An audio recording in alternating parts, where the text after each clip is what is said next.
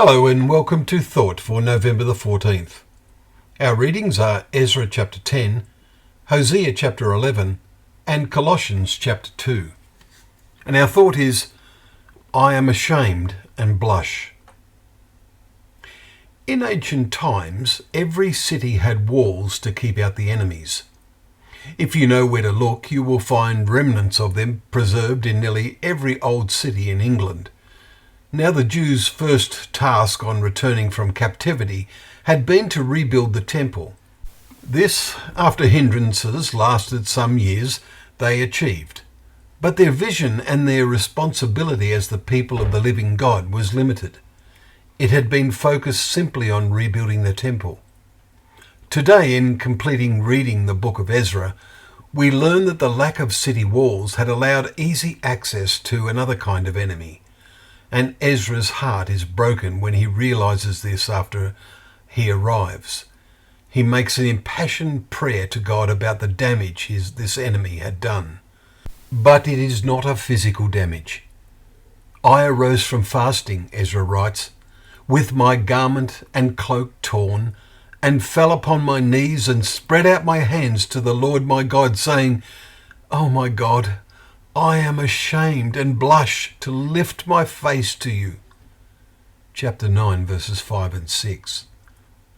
It is evidence his actions are in public, for Ezra prayed and made confession, weeping and casting himself down before the house of God, and a very great assembly, we read in chapter 10, verse 1. The exiles that had returned had freely mixed with the idol-worshipping people of the land, and many marriages with them had recently taken place. Their spiritual integrity was seriously compromised.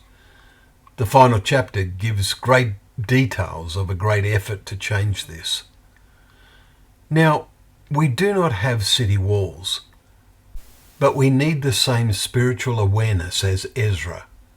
We need spiritual walls and gates that can be shut. God's word provides the spiritual defences, but do we know how to use them? A builder can have bricks and mortar, but they are no good unless they are put to use. As we read Paul's letter yesterday, we saw how we must discern the will of God for us. Ezra saw clearly what God's will was for him. It is interesting in the letter the Persian king gave to Ezra in chapter 7 verse 18 that the king had written, "Whatever seems good to you, you may do according to the will of your God." Sadly, the people had a narrow vision as to what that will was. And this is a lesson for us. Let us have a wide vision as from a mountaintop. A vision that is the result of really walking with Jesus. Then there will be no risk that one day we will be ashamed and blush. Well, thank you once again for joining us for Thought for the Day, where together we can open up the pages of God's Word, knowing that Word to be a lamp to our feet and a light to our path.